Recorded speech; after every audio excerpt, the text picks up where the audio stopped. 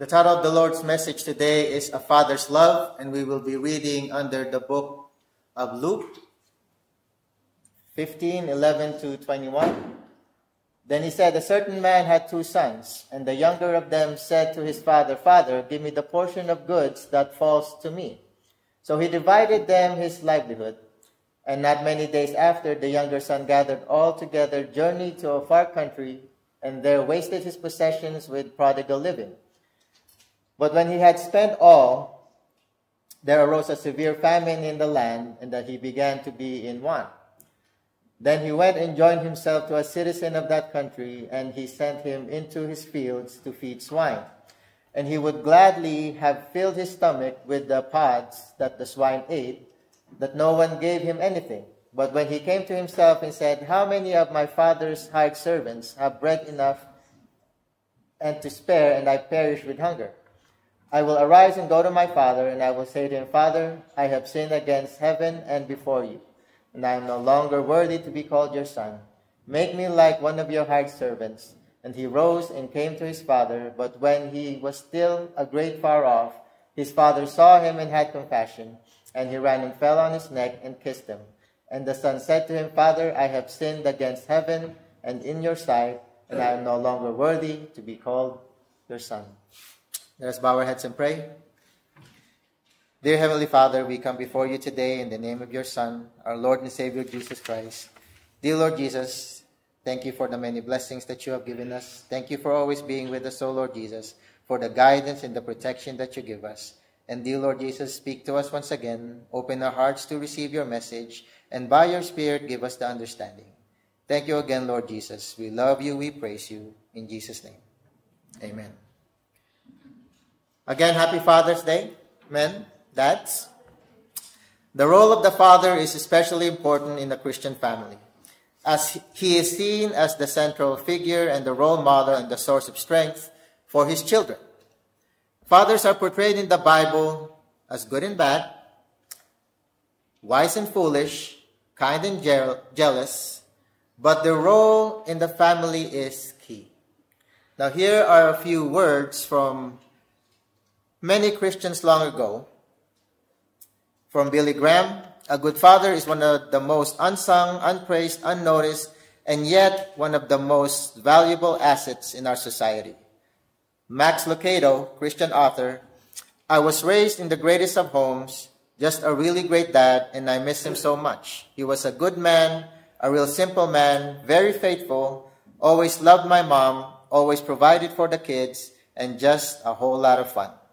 Charles Spurgeon, 19th century British preacher and theologian, train up a child in the way he should go, but be sure you go that way yourself. Dwight L. Moody, 19th century American evangelist, a man ought to live so that everybody knows he is a Christian, and most of all, his family ought to know. Now, someone wrote these humorous words called The World According to Dad. These are words that most dads have said at some time or another to their children. And I'm sure I've said some of this myself. I'm sure you have to us dads. This is going to hurt me more than it hurts you. Bring back all the change. How should I know? Ask your mother. I'm not made of money. You are going and you will have fun. Who's paying the bills around here anyway? I wasn't asleep. I was just resting my eyes. If you break your leg, don't come running to me. Don't put your feet on the furniture. Your mother will kill you. Get down before you kill yourself. On second thought, go right ahead.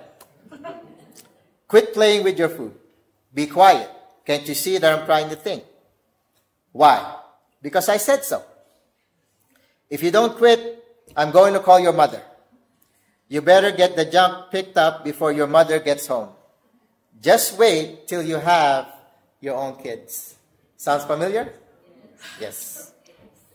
Now, this Father's Day, I want to look at what makes a great dad according to this story. Now, I'm not going to do my usual verse by verse, okay, but I'm just going to pick out the important parts of the father in this story. The very first thing I notice is that a great dad sets his kids free. The story begins with a horrible request. Give me the portion of the goods that falls to me. Now, it's a selfish request, a rejection, a selfish demand coming from a son. Dad's still alive, but he wants his portion, his inheritance. The son is not mature enough to wisely handle the responsibility and does a terrible job with it. And the story says that he wasted his possession in prodigal living. In the light of the result, we are tempted to blame the father for giving into that request, right? Why? Why would you give such a request? Why would you allow it to happen? We are tempted to criticize him, right? But here, until we remember that the story that Jesus is telling the Father represents our Heavenly Father, as far as how love goes, how forgiveness portrays in the family. If we accept that representation, we have to see some wisdom in the Father's decision. And I think it is this. He sets his sons free, even to make some mistakes. Now, that's a hard thing for a parent, but I think it is a part of remembering that our children really are their own person. Right? They want to do stuff, right? They always have in their mind, I know better. Right? I want to live my life. Right?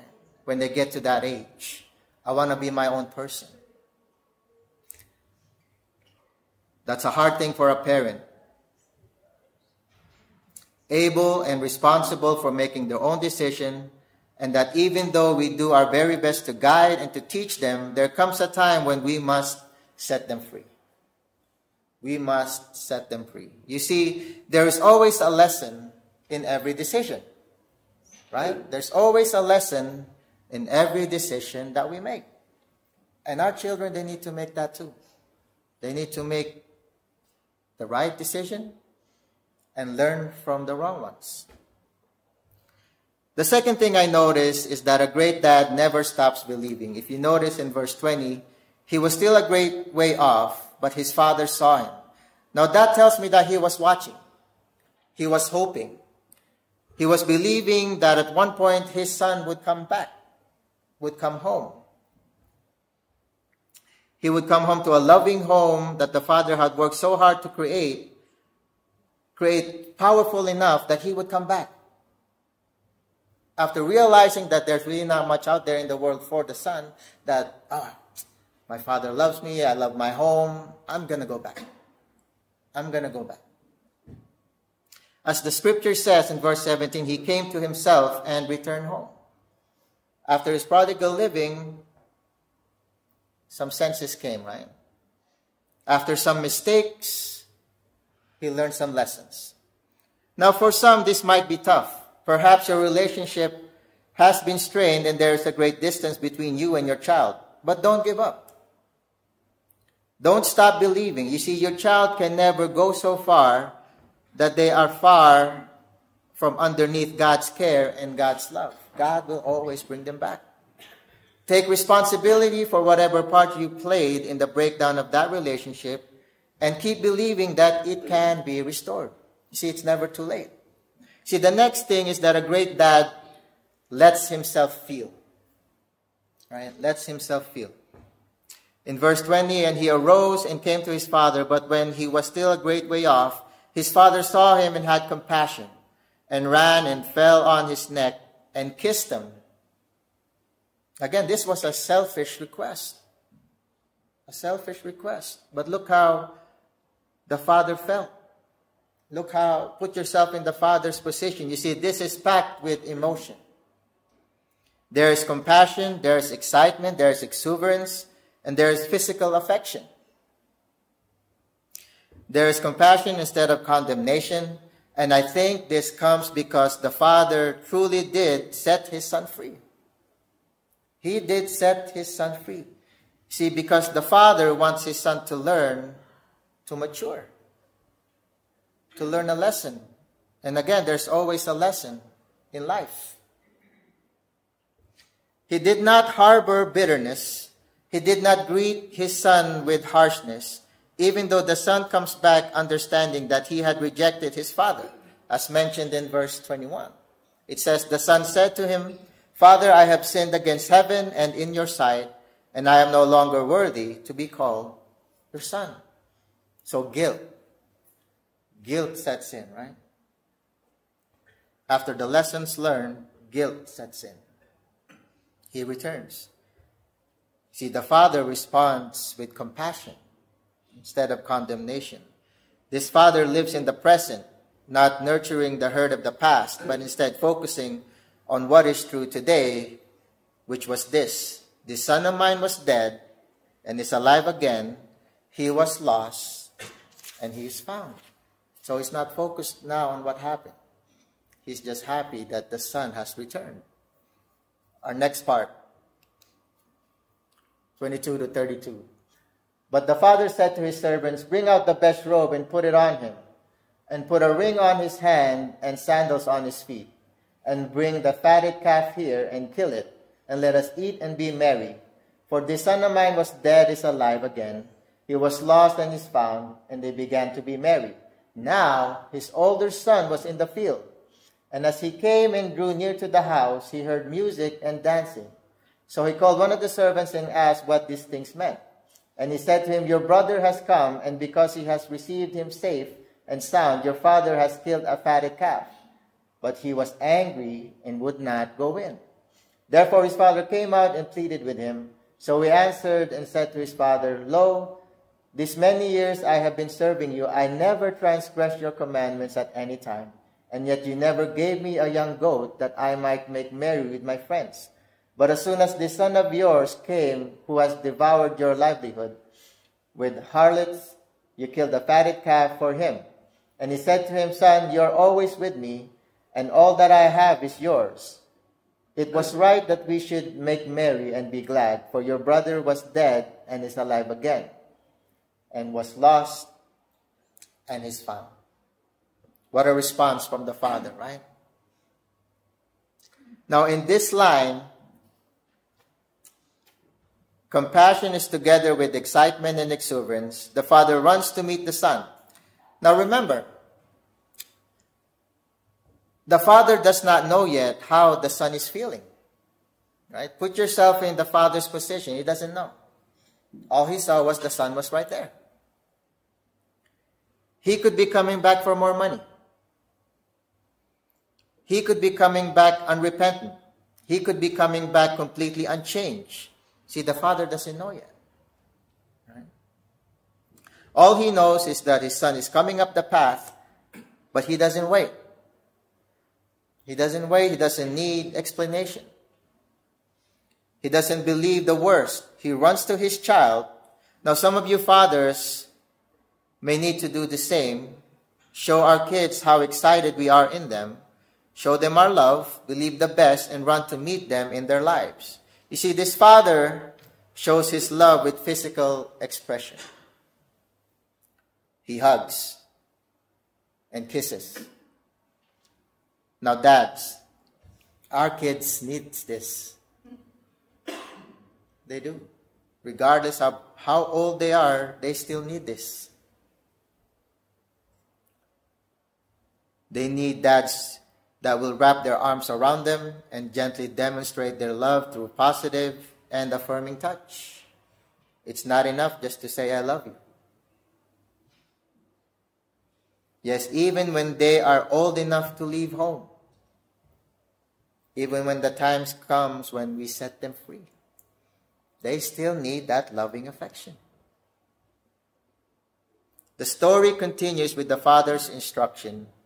But the father said to his servants, bring out the best robe and put it on him, and put a ring on his hand and sandals on his feet, and bring the fatted calf here and kill it, and let us eat and be merry. For this son of mine was dead and is alive again. He was lost and is found. They began to be merry. The son gives the start of his prepared speech about he is no longer worthy. I'm no longer worthy, Dad. I sinned against you and against heaven. I'm no longer worthy to be called your son. So their guilt sets in. So, the father's response is to yell at the servants, whom he instructs to go and get the very best for his son. No condemnation, no explanation needed. I am just happy that you're here. The best robe, the ring, the sandals, the fattened calf, the massive hold nothing back celebration. Now, what an incredible picture of forgiveness, right? When you and I came to Christ and asked for forgiveness, all God did was open his arms. Welcome. It is not reluctantly or grudgingly offered. It is a celebration. Instead of punishment and penalty and penance, there is exuberant forgiveness and a joyful celebration. Welcome. Welcome, the Father says. Now, Dad, here is a pointed question. Do your children get your best? That falls on me too. Remember, I received this message before I deliver it to you. Okay, that falls on me as well. Do your children get your best? Now, in our affluent society, I am not talking about material possessions here. Do they get your best efforts, your best love, your best time, your best attention? Do they know that you're excited about who they are, that you celebrate them with joy? See, a great dad, like the one in this story, gives his children his best, even if it comes with a lesson. He gives them his best. Now, last thing I noticed about a great dad is this. A great dad works for family unity. In the last part of the story, we see the jealousy and selfishness of the older brother, the good kid. Right? So we thought. The good kid. Who is so ripped off by the father's welcome of the prodigal in that he won't even go in. He won't even join the celebration. He says, now his older son was in the field, and as he came and drew near to the house, he heard music and dancing. So he called one of the servants and asked these things meant. And he said to him, your brother has come, and because he has received him safe and sound, your father has killed a fatted calf. But he was angry. He would not even go in. Therefore, his father came out and pleaded with him. Basically saying, look, you know what your brother did? You know what your brother did? It's okay, he's home. You need to come and join us in this celebration. So he answered and said to his father, lo, these many years I have been serving you. I never transgressed your commandment at any time. And yet you never gave me a young goat that I might make merry with my friends. But as soon as this son of yours came, he has devoured your livelihood with harlots. You killed the fatted calf for him. And he said to him, son, you are always with me, and all that I have is yours. It was right that we should make merry and be glad. Your brother was dead and is alive again. He was lost and he was found. So the dad was pleading now with the other son. It's okay. I don't know if you forgot. All I have is yours. I may not have mentioned it before, but all I have is yours. You could have just asked. But no. He pleaded with him for unity. Don't be mad at your brother. He learned a lesson. Be happy that he is home. He didn't just go out to the first prodigal. The father went out to the second, as well. The prodigal who never actually left home. But the thing is, his heart was far away. He may have never left home, but something was wrong with his heart. It was hardened. It was angry.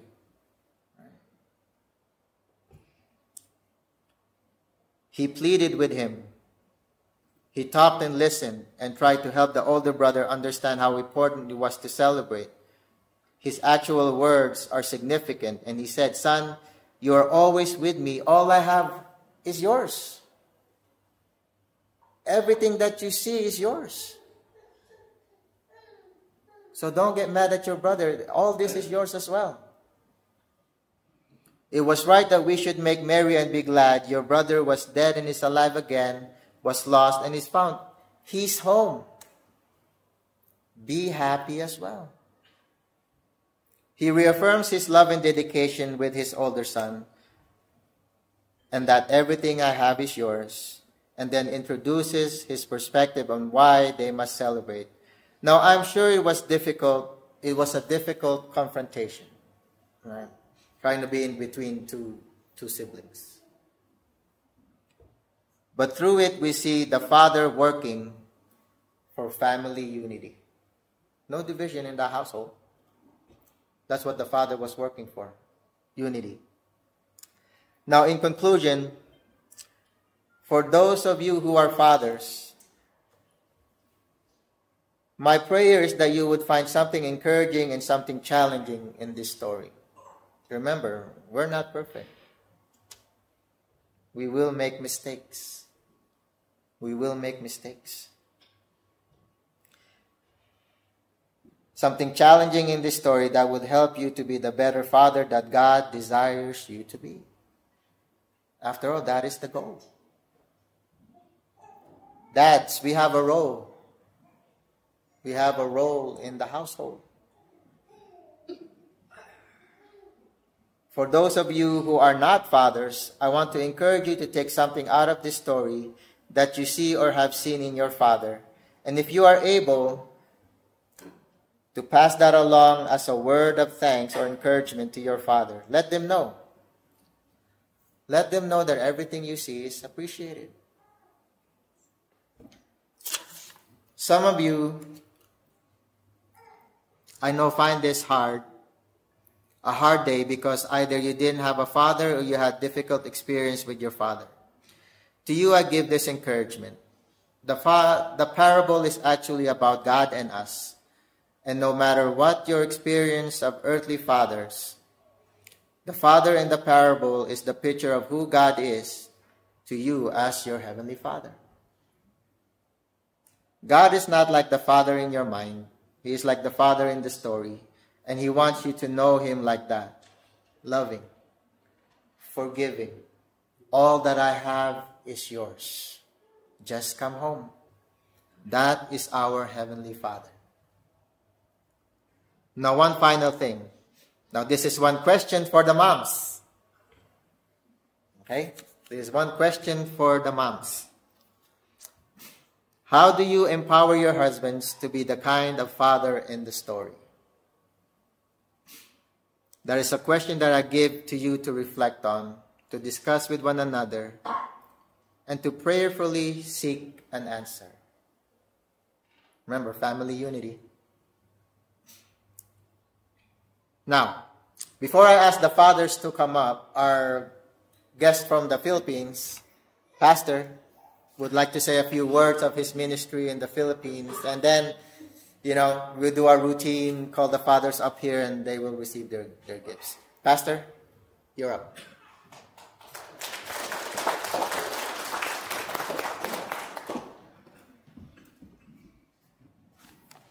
Thank you, Pastor Richard. I really appreciate the message. I haven't preached from that text about fathers since my 50 years ministry. Pwede ko pinyo outline mo? Anyway, I bring greetings from the Philippines, Southern Philippines Baptist Theological Seminary that is located in Davao City. It's a small seminary with a big heart about the convictions that the Apostle Paul expressed in 2 Corinthians chapter 5, verses 20 to 10 to 20, I mean. And I thought, as I begin to share what's in my heart, these convictions are somehow popular, but I thought, if there's anything that has driven the seminary in its ministry for that long, these convictions are the following. First, we believe in the conviction about the power of God to change lives. Believe that only Jesus can a man find hope and live abundant life. And so we uphold 1 Corinthians chapter chapter 2, verse 17, which says, "Therefore, if anyone is in Christ, he is a new creation. The old has gone, and the new has come." Philippine Baptist Seminary in the Philippines, in the south of the Philippines, has this as one of its values. The second thing that we subscribe to is found in verse 14. It's a conviction about the lordship of Christ in the lives of the believers. In other words, the believers are commanded to preach the message, and it becomes that it is that his last command becomes our first concern. And we believe that preaching Christ or sharing Christ or doing missions for Christ is because we're compelled by the love of God himself. The third thing that we're convicted about is about the gravity of our responsibility, and that we are to be consumed as living sacrifice for it. And so we always say, Christ ambassadors, we are Christ ambassadors as though God were making his appeal through us. That is the third conviction that we subscribe to. And the fourth is something like this. We believe in the conviction that the judgment is reality, and that someday all of us will be given a time to account about everything he has entrusted to us. And so we always say that in that time, we must all appear before the judgment seat of Christ and be given a time to make an account of everything that has been given to us. And so, since we are a seminary, this seminary is driven by these values. We have become a seminary with a passion for teaching God's Word. That's our priority. We have become a seminary with a passion for teaching God's Word, equipping God-called and church-affirmed men and women for the work of the ministry, and developing generations of godly nation builders. We are a seminary that is focused on this. We call it our TED. We teach the Word, equip God's servants, developing generations of godly nation builders. Today, we're a seminary doing our best to address all this. In fact, our convention in Mindanao, Visayas today is composed of 1,800 churches, and the challenge we're trying to face is this. Of the 1,800 churches, these churches, only about 20% of these churches are pastored or led by pastors who have had some formal theological education. And the remaining 20% of this 80% have a form of theological education. In other words, we take that as a mandate, and our mandate is to reach out to the 80% of our pastors who have yet to have formal theological education. To date, we are training more than 900 plus students in our extension program. We call it field-based. We are training more than 100 in our College of Theology in the campus. And our K-12 program is about 350. We call it our Baptist Academy in the Philippines. And so, we're so blessed because God has brought us this far. In fact, we are proud to let you know that all our programs, our associate program, associate degree, our diploma degree, our master's degree, and even our doctor's degree are now recognized in the state of Florida by the Florida Department of Education. And so the degree you take from our college there, from our seminary there, is recognized in that state. We are also pleased to announce that our seminary at the south of the Philippines is now a member of the International Association of Baptist Colleges and Universities. And we're so blessed by that. God has been so good at responding to our requests and our prayers. And so I thought I will end these words with a prayer that churches like you will include SPBTS in your prayer list. I pray that you will uphold SPBTS, my seminary, our seminary in the South, as it seeks for God-sent partners who will partner with us in our theological education endeavors. We are yet to train hundreds of them. We're trying to respond to those young generations who are trying to respond to the call to ministry. And so I would be led to tell you that in case the Lord wants you to pray for SPBTS, here are some three things that I'd like to share with you, and please include in your prayers. We're needing your help in our scholarship program. We would like to be able to help the students our young generations there are responding to the call of ministry to be able to get a training, and we pray for more scholarships. We also wish for you to know that you can be a part of our faculty development program. When the missionaries left in 2003, the seminary has been left with less professors who are qualified to lead us in the teaching ministry of the seminary. And so, as of today, in fact, we have 10 students in our Master of Theology program, and we have 9 students in our Doctor of Ministry program, and we are blessed to have been connected with Southwestern Seminary in Fort Worth, Texas. They are sending us professors every 3 months there to help upgrade our professors, our teachers in seminary. In case you also want to ask how you can help, we are praying that people like you here in the U.S. will help us, will be a part of our rebuilding program of our campus. Our campus is about 70 years old. It has given much of itself, but has given less attention to itself. And so I say, our buildings and our facilities are Jurassic. It's been so old, 70 years old. And I thought I would take this privilege for you to please include us in your prayers. Thank you, and God bless you. Happy Father's Day.